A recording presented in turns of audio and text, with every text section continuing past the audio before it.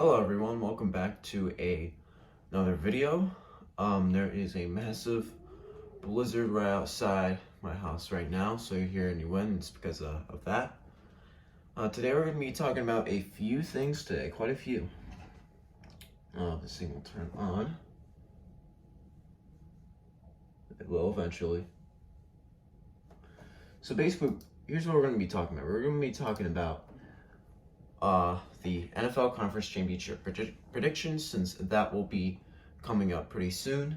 We're going to be looking at some head coaching hires from the Bears, Giants, and Broncos. We're going to be talking about the Steelers' sticky situation with Big Ben and Kevin Colbert, both basically retiring.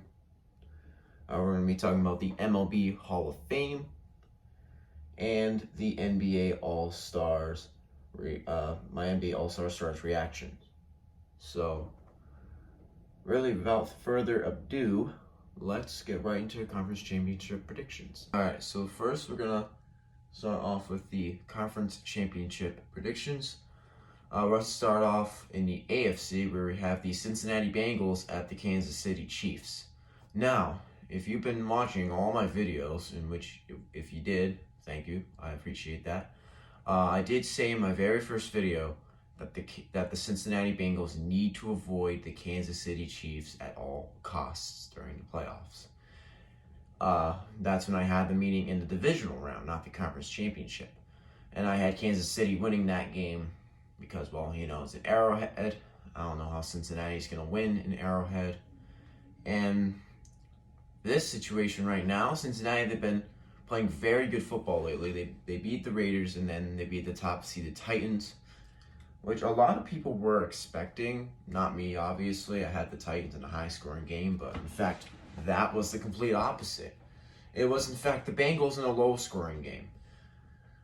But in the end, it's Kansas City hosting Cincinnati. And Cincinnati, I think their run will end here, even though I hope it doesn't. I just don't think they'll get past Kansas City. It won't be a high-scoring game. There'll be some defense. It'll be 28-24 Kansas City, I think.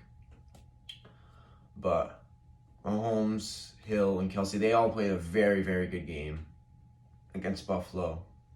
I mean, we're coming off the greatest weekend in NFL history, I think. I mean, that was an incredible weekend, very close games. 3 of them were off of game-winning field goals, and 1 of them went to overtime, where everyone thinks the overtime rules should be changed. And now I will talk a little bit about that. Actually, right now, I do think the overtime rules need to change. I think what they need to do is they need to obviously do a coin flip, and then one team goes down, they score a touchdown, the other team has a chance. If they fail, that's game. Then field goal, basically same thing, but if they score a touchdown, they win the game. But either way, just wanted to do a little something about that. But yeah, that was a very, very, very good game, and I mean, that was just incredible. Very fun to watch, and it was very fun to see Buffalo lose. I know, but either way, I do have Kansas City going to the Super Bowl, like I said a few minutes ago, or a few seconds ago. 2024 to final. Tyreek, Kelsey, Mahomes, they'll have a solid game. The defense will have a great game. Joe Burrow and company, they will have a great game as well, but they will be stopped in a final drive. But I have Kansas City going to Los Angeles. But who will they face? Let's see. All right, next up we got the NFC Championship game between the 49ers and the Rams. Now, at the beginning of the season, I thought the 49ers were going to go to the playoffs, but not the conference championship. This is their second conference championship in 3 years, and really third in like the past 10, or fourth in the past 10. I mean, either way, the 49ers, they've been very successful these past 10 years.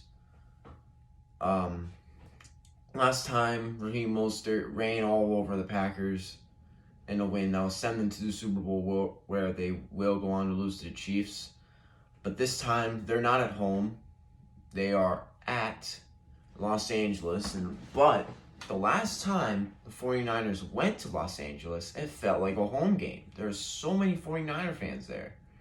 In fact, it was so bad that the Rams had decided to not allow any ticket purchases to the NFC Championship game outside of the greater LA area, which I think is a very interesting strategy, but I could definitely see why.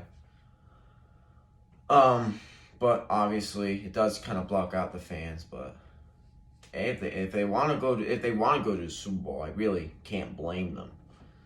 But either way, the 49ers, they've been performing really great lately. They beat the Cowboys, and they beat the top-seeded Packers, which not a lot of people saw coming. Some people did, some people didn't. I had the Packers in a big blowout, but obviously that didn't happen. And then there's the Rams. The Rams, they beat Arizona. They beat Tampa Bay in a very, very close game. It was almost like a 28-3 type of comeback. But nope, Tom Brady is cut short, and now there's rumors about him retiring, which it might happen, but if it does, I'll obviously review that. But really, now onto the game. The 49ers, Debo, I think he'll have a great game. Kittle will have a solid game. I think this will be in the 30s. Both teams will get into the 30s, but I do think LA will win 38-31. I think, like I said, the way to beat the Niners is passing the ball. And, the Rams are in warm territory. I think their ticket situation may work, but I think the Rams, Stafford and Cooper Kupp, they'll have a great game.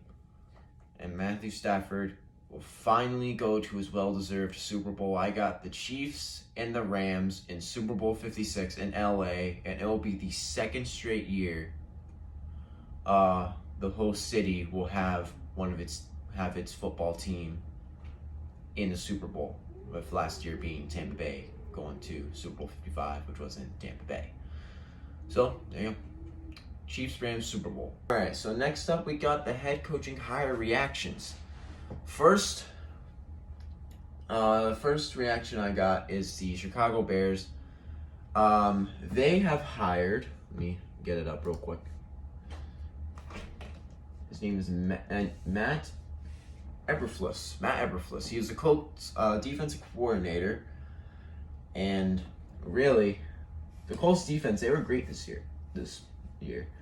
I think he did a very solid job in Indianapolis, making a very good defense, a top tier defense, to be honest. Even though they did come off a very humiliating loss to the Jaguars in Week 18. That was pretty embarrassing, let's be honest. They should have made the playoffs, but they didn't. But I think this hire, for me personally, is a very interesting hire, because I know the Bears, they have a very good defense. They do. But the offense, the Colts offense last year was just basically Jonathan Taylor. Do I see this hire working out for Chicago? I think he'll do okay his first year. Another okay year in his second, and then this third year, he'll have one of those years where everyone thinks he should go. That's what I think will happen. I don't think it'll be a massive success, because I think they need to develop Justin Fields in that Bears offense, and I think they should have hired someone like Embry or like Nathaniel Hackett, but or Josh McDaniels for that matter. I know he's gonna get interviewed by a couple of teams, but this is a very interesting hire to me, because I get it. The Bears are mostly a defensive team. They have very good aspects on defense. I'm sorry about that defense. Cleo Mack, Robert Quinn, Eddie Jackson. They were so good. They were very good, I will have to say.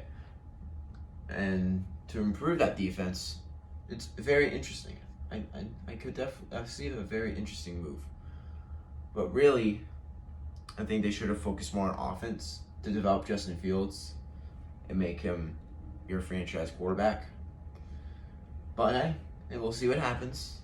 See if he proves me wrong. But overall, I'm going to grade this hire a C. I am not really a massive fan of it, but I definitely do see the reason why. I just want to keep that defense up, keep it top tier. Who knows? It may work out. You know the saying, defense wins championships. Just talk to the 85 Bears. Either way. Next hire. The next hire we've got is the Broncos hiring Nathaniel Hackett from the Green Bay Packers. He was the Green Bay Packers offensive coordinator, and I think this hire is, I like this hire. I'm going to be totally honest. Is it the best case scenario? No. I would have preferably gotten Eric Bieniemy. But here's the thing about this hire. I'm actually a pretty big fan of this hire because Nathaniel Hackett was, again, the Packers offensive coordinator. Aaron Rodgers may want to leave Green Bay. Denver is in need of a quarterback. And I've also been hearing rumors that Davante Adams and Aaron Rodgers want to stay together, but in Denver. And what a way to start doing that, by getting someone from the Packers coaching staff, Nathaniel Hackett, who led a very, very good Packers offense. I'm going to be totally honest with you. If everything goes right, this will be a genius hire from the Denver Broncos. I think this will be a huge hire, a hire for the century. This will bring the Broncos back on the map. If Aaron Rodgers and Davante go to Denver, I think that'll make them Super Bowl contenders. Because you know that defense. It's one of the best defenses in the league. They have probably the best no-fly zone in the entire league. They still got like Bradley Chubb, and they could easily get more pass rushers in the draft or better offensive linemen. Because on that offense, if everything goes right, you'll have Aaron Rodgers as a quarterback, Javonte Williams as your running backs. I think they need to get rid of Melvin Gordon. I think Javonte will be very good. Just Melvin Gordon's holding back, I think. Wide receiver 1, Davante Adams. Wide receiver 2, Jerry Jeudy. Wide receiver 3, Cortland Sutton or Tim Patrick, one or the other. And then tight end 1 will be Noah Fant, and then the other guy with a really long last name that I don't feel like pronouncing.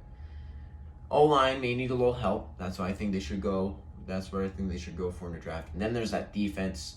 Only thing I would pick up from the defensive standpoint is some pass rushers just to make up for Von Miller going to LA. But this hire overall, like I said, everything goes right, it'll be the best hire in Broncos history, I think. Will it be a long-lasting dynasty? No. No, actually, I don't think it'll be a dynasty at all. I think it'll just be a couple of years of big success. Because, I mean, don't forget, Aaron Rodgers is getting a little old, but he's still really good. So, I'll take this hire as a A. I like this hire a lot, and obviously if everything goes right, it'll be an A+. But right now, A. Just an A. Next hire. Alright, the next hire, we got the Giants, and they have hired, guy's name, Brian Daboll. Well, Brian Daboll, I think that's his name, from the Buffalo Bills. He was the Buffalo Bills' former offensive coordinator.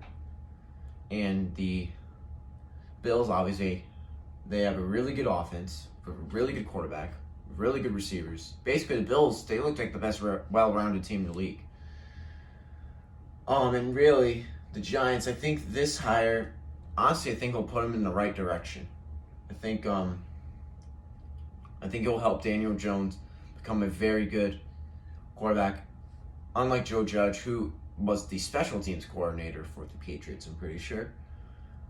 But I do like this hire. Again, it'll develop the offense, especially Daniel Jones, and maybe even Kenny Golladay. And the defense, I think, when healthy, it's a very good defense. Really, I think the Giants with this hire could be a solid team this year. I think they could be. And especially with Gettleman retiring, really at this point, the Giants can just celebrate. I think this is a very good hire. I think it'll help them. I think it'll help them pursue success in the league. And really, I will give this hire an A-, because you never know the Giants. You never really know. So, yeah, give this hire a A-. Before I move on, I do want to talk a little bit about Sean Payton and his retirement. He's basically retiring. He resigned from the New Orleans Saints earlier this week. Really, a little bit of a surprise to me, but there were some rumors about that. But really, between giving Taysom Hill a pretty big contract and really, the Saints just not going anywhere right now. I think he just decided to step down and just call it a career. I mean, he had a very good career. He won New Orleans' first and only Super Bowl with Drew Brees. And it also brought them to their only Super Bowl, which they obviously won, like I said. Him and Drew Brees were a very deadly combo that really underachieved by awards-wise. Sean Payton only won one Coach of the Year, which was in 2006. And really easy. Overall, really good coach, although he did get into quite a bit of controversy in the Bounty Gate back around 2010, I'm pretty sure. I think he'll be remembered for that for a lot of reasons. But really, Sean Payton, definitely a legendary head coach in New Orleans, probably their best head coach ever. And really sad to see him go, but yeah, I mean, really this brings up the question, who does New Orleans bring on? I think two good options are Brian Leftwich and Eric Bieniemy, two of the best offensive coordinators in the league. I think both will be very suitable options for Jameis Winston. And there are players like Kamara, maybe Michael Thomas when he comes back. Marquise Callaway, I'm pretty sure his name is. I think New Orleans offense will be better with one of those two guys at the helm. And I think the defense will obviously improve. I think one of those two options will work. And I think that the Saints need to hire one of those two to replace Sean Payton. But either way, let's get on to the Steelers. All right, now we move on to Pittsburgh, where we have Big Ben retiring and Kevin Colbert, the Steelers GM, resigning after the 2022 NFL Draft. Now let's first talk about Big Ben. Big Ben, he will be heading to Canton. I think everyone knows he will be heading to Canton. I think I saw that his first eligible year is 2027 or 2026, somewhere around the late 2020s. But he will be in Canton, let's be honest. He won 2 Super Bowls, Super Bowl 40 and Super Bowl 43, with Pittsburgh winning their 5th and 6th championship. He also made the Steelers the first team to 6 Super Bowl titles, the Patriots being the second. Big Ben also went to 6 he went to 6 Pro Bowls, and really, I think, let me just get up his stats here.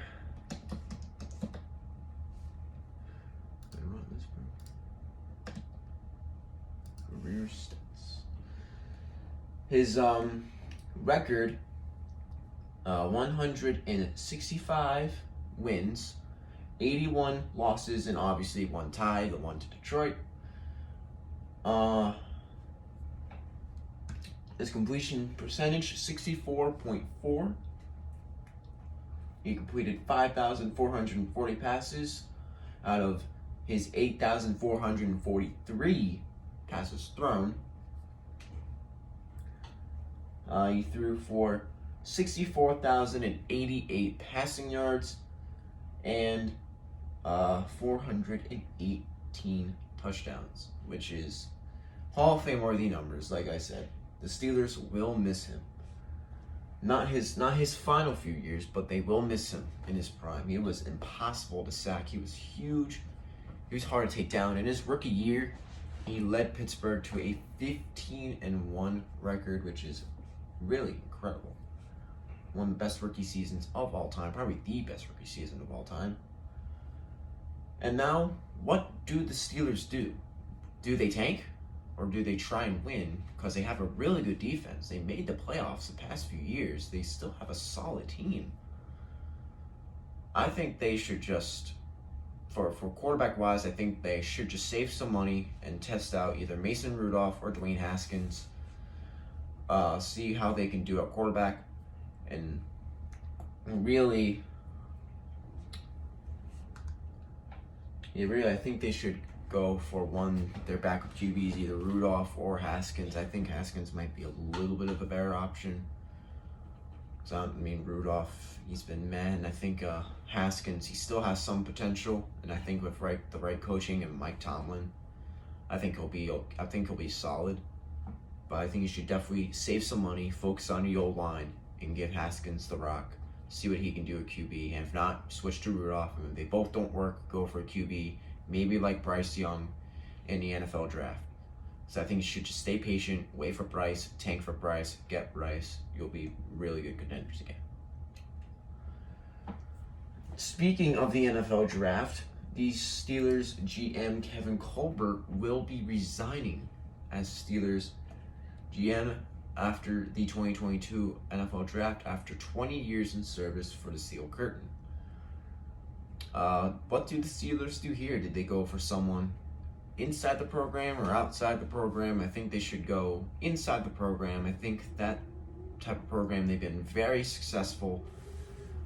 I think they should keep what they've been doing, get a guy who's smart within the program, knows how to run a football team, and I think the Steelers will be fine. But like I said, where will Pittsburgh end up next season? Pittsburgh in a very, very, very good AFC North. I think, honestly, they could end up close to last, because I think the Browns won't be that bad this coming year. But I do think Pittsburgh will finish last without Big Ben. I think they'll just fall down, and fall down. They'll be in a tankish kind of year, and like I said, next year, if Bryce Young gets into the draft, get Bryce Young, and I think they're going to be aiming for that. So I think Bryce Young will enter the 2023 NFL draft, if not 2024. But yeah, I do think the Steelers will have a down year next year with both of their the quarterback and their game manager leaving town, and maybe even Juju. I think Juju could leave town. He could, but I'm not going to get the free agency predictions yet. That will be in the offseason, obviously. But for now, it's going to be a long ride for Pittsburgh, and it's going to start with Big Ben. It's going to start with a new quarterback. That is not Big Ben. All right, next up we have the MLB Hall of Fame and my reactions to the Hall of Fame. So basically, we're going to be talking about 3 players. David Ortiz, right there. Barry Bonds, and Roger Clemens. So David Ortiz, he got into the Hall of Fame in his first year of eligibility, making the first ballot Hall of Famer. Do I think he deserves to get in? Hell yeah, he definitely deserves to get in. He's probably the greatest DH in MLB history. He led the Red Sox to, first of all, break in the curse of the Great Bambino in 2004. One of the most clutch hitters of all time. 3 World Series titles. I mean, he's legendary, man. I had the honor to meet him a few years ago, and my goodness, that moment is stitched into my memory. I mean, he's a legend. I mean, legend in Boston. And really, a funny story of how we got him to Boston, or the Red Sox got him to Boston. It was Pedro Martinez actually met him in a lobster shop in the Dominican Republic, or a lobster restaurant in the Dominican Republic, I'm pretty sure. And they convinced the Red Sox to sign David Ortiz, and he convinced David Ortiz to sign with the Red Sox, and the rest is history. I went to the game where Big Papi hit his final home run ever in his career. And overall, I mean, David Ortiz, absolutely incredible. Let's take a look at his career stats. David Ortiz stats.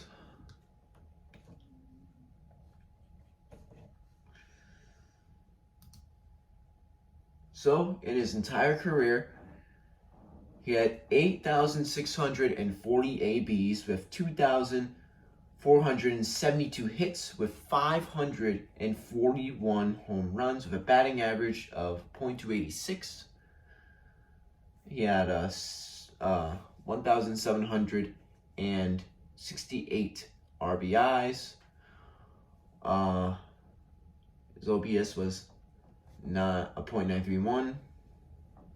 I mean, really, he was absolutely incredible. He won the MVP in 2003. He won the AllStar. He was an AllStar, won the MVP. So he won the Silver Slugger.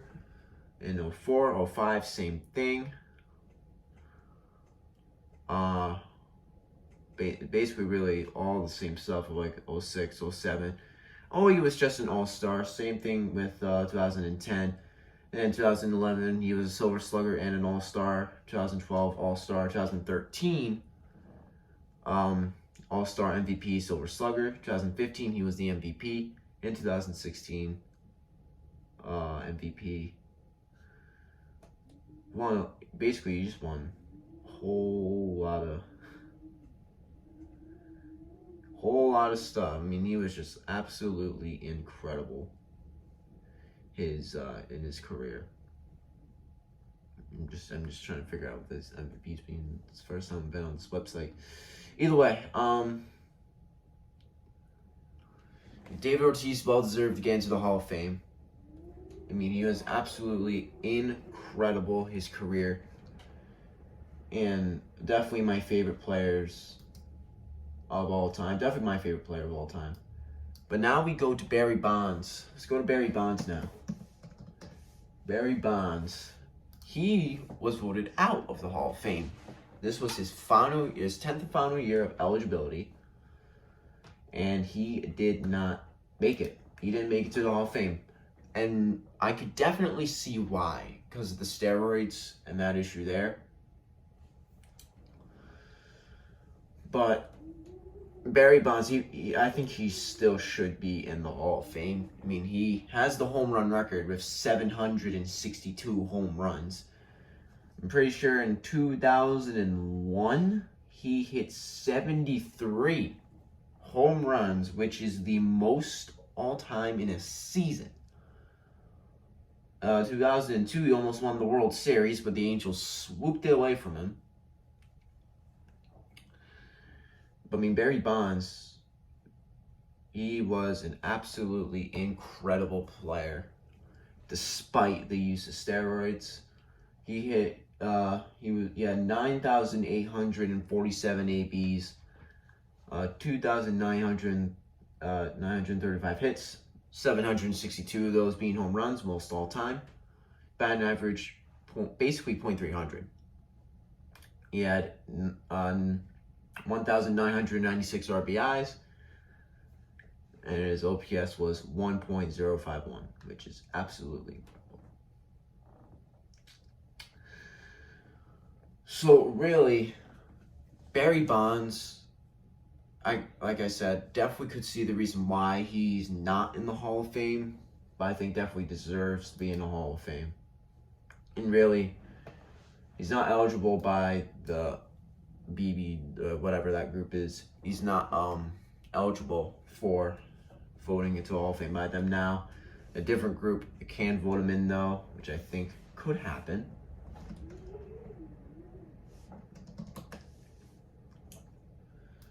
And now there's Roger Clemens, who also had a very big history of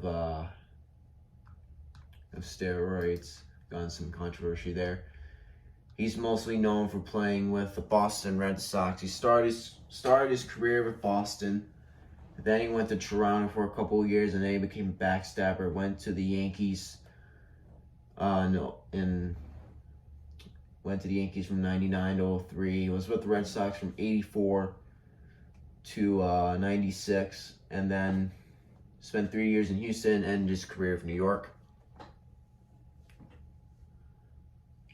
He had 354 wins, 184 losses. His WAR was 139.2.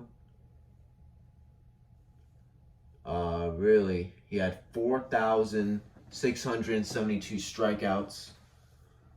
I mean, I don't get Roger Clemens not being in the Hall of Fame. He won multiple Cy Youngs, AllStar. I mean, he was a nasty pitcher. I mean, he was with the Red Sox at some points, but then he went to the Yankees. He hated the Red Sox, and then, I mean, yeah, I think he's mostly known for being on the Red Sox, being incredible there. Really, in '86, he had 24 wins and only 4 losses. He was incredible that year. And then the Yankees, he had some solid years. He had 20 wins and 3 losses with the Yankees in 2001. 2003, his final year of the Yankees, 17-9. He won. That was his record there. But I do think Roger does deserve to be in the Hall of Fame, but definitely could see the reason why he's not. So, they join a big legend, Pete Rose, for not making the Hall of Fame for very controversial reasons. I think Curt Schilling's in a similar situation. Pete Rose, he betted, obviously, with the betting issue, which everyone was shocked by. Well, the betting, not getting into the Hall of Fame. But I do think that David Ortiz, Barry, and Roger definitely deserve to be in the Hall of Fame. And I sure hope Barry and Roger go into the Hall of Fame sooner or later. Either way, next up, we've got the NBA All-Star Starters reactions, which we'll also be talking about some snubs. All right, next up, we talk about the NBA All-Star Starters. Now, the full teams have not been out yet. The draft, I'm pretty sure, is February 10th. But for now, we're just going to be reacting to the starters. Now, let's take a look at some obvious ones that I 1,000% agree with. Starting with the 2 captains, LeBron and Kevin Durant. Although Kevin Durant is dealing with an injury right now and could miss the All-Star game, I do think LeBron, both are very good options. Both have been playing very well this season. Kevin Durant's an MVP candidate, and then LeBron, he's been on a hot spree lately, even though he didn't play last night's game. But yeah, really, those two, I think they deserve to be captains. Obviously, pretty sure they were the captains last year. Well, with no Durant, because he was again injured. And then let's take a look at some others I agree with, like Stephen Curry. Stephen Curry, he's been having an MVP season as well. He's been shooting like Stephen Curry does. He broke the 3-point record. I agree with him starting. Joel Embiid, he's been incredible lately. Been pulling up insane numbers these past few games. I do think he deserves to be an All-Star starter.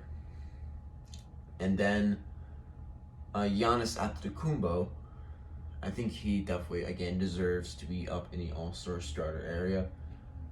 John Morant, I also agree with that. He's been incredible this year. He could win Most Improved Player, to be honest. And this is also his first All-Star appearance. Nikola Jokic and DeMar, I definitely do agree with. I like that. I definitely do. Jokic, obviously, triple-double machine, and DeMar, he could win Most Improved Player as well. Some definitely Most Improved Player candidates in here. DeMar and Ja, both very, very good players. Both been incredible this year. Trae Young, he's been solid. but I think maybe another guy could replace him. And then there's Andrew Wiggins.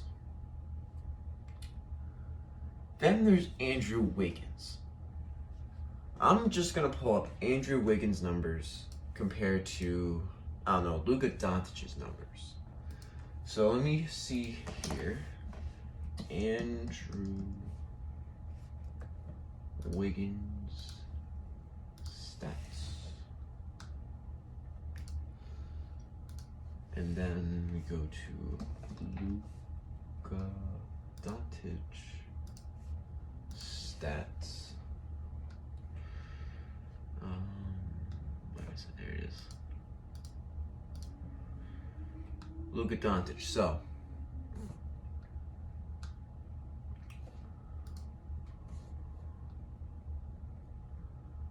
in the regular season so far, Andrew Wiggins has averaged 18 points per game compared to Luka's 25 points per game. Andrew Wiggins has averaged 2.1 assists this season compared to Doncic's 8.7. Rebounds for Wiggins, 4.2 compared to Doncic's 8.9, or basically 9. 3-point percentage, 41.2 to Wiggins, 30 for Doncic, which is maybe one of the only advantages that Doncic gets, or Wiggins gets over Doncic. How about blocks per game? Doncic with 0.4, Wiggins with 0.6, basically around the same. 0.9 steals, basically 1 steal per game for Wiggins, and 1.2 steals for Doncic. Free throw percentage, which really doesn't matter. 66.2 for Wiggins, 75.3 for Doncic. Basically what I'm saying here is that Luka Doncic should have been in the All-Star starter lineup compared to Andrew Wiggins. Like, why is Andrew Wiggins in this in the All-Star starter lineup? Like, when I first saw the All-Star lineup and I saw that Andrew Wiggins was there, and I looked over and I said, is that seriously Andrew Wiggins? Is that actually Andrew Wiggins? Like, why is he there? Why? Why is he there? That is so dumb. And now actually, let me go to a shooting guard, not a point guard. Devin Booker. Yeah, Devin Booker. I swear to God, if he's not in the All-Star game this year, I'm going to lose it. I'm going to lose it. Devin Booker stats. All right, Devin Booker. Points per game, 25.1 compared to 18.1. Assists, 4.5 compared to 2.1. Rebounds, 5.5 compared to 4.2. 3-point percentage, 37.8 compared to 41.2. Wiggins, very good shooter. That's kind of it, though. Blocks 0.4 for Booker and 0.6 for Wiggins. One steal for Booker and basically 1 steal for Wiggins. So I mean, really,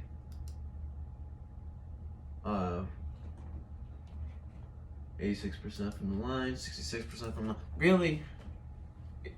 You get what I'm saying. You get what I'm saying.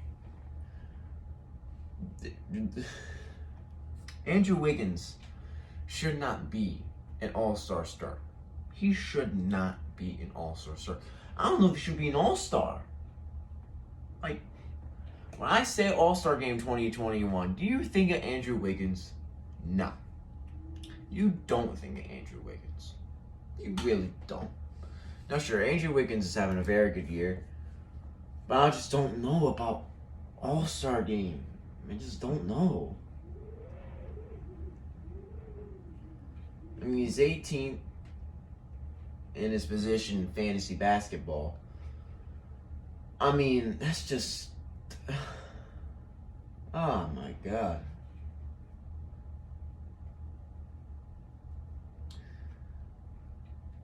I really don't know about this. But really, obviously, besides Wiggins, I wouldn't really make any changes. Because really, the Western Conference, I've named Western Conference players. Other than Wiggins, if you put Booker or Doncic in, it's fine. Because John Moran, he's been incredible this year. Now I get it. You kind of want to put in a small forward. But really, let's see here.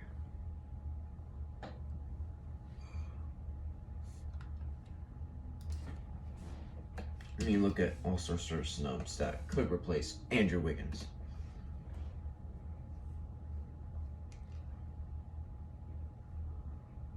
Like, here we go. That's 2019.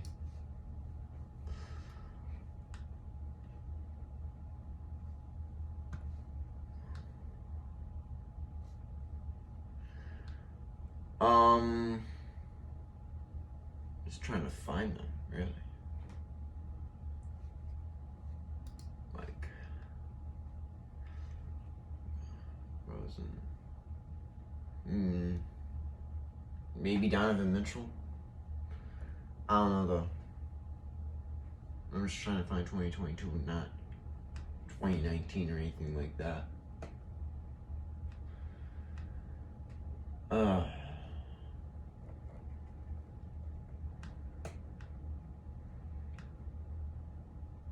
But you get what I'm saying.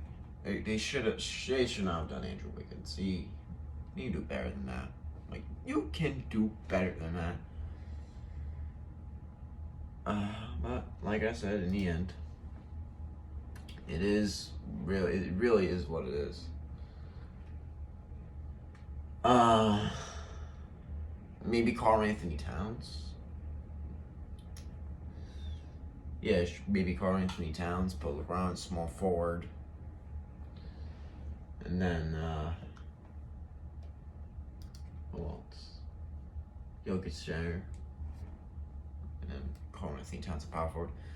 Really, what I'm saying here is that Andrew Wiggins should not be an all-star starter. And other than that, all-star lineup is good. It's great. I like it. I agree with it. DeMar DeRozan definitely deserves to be in there. Along with, like, Trae Young, he definitely does. But in the end, that is all I really have. A little bit short today. Nothing huge popped up. No really big predictions yet. But just me talking about some reaction standpoints. But yeah, that will be it for us today. Thank you again for watching. And if you want to, like, subscribe, share with your friends. And I also have a Instagram account. It is league _sports. Go follow that. It got some more daily news than weekly stuff. But yeah, I will be very happy if you did follow that. But if you want to, obviously it's your choice, not my job to control you. But either way, if you do, that'll be greatly appreciated. And yeah, that'll do it for us today. And I'll see you in the next video.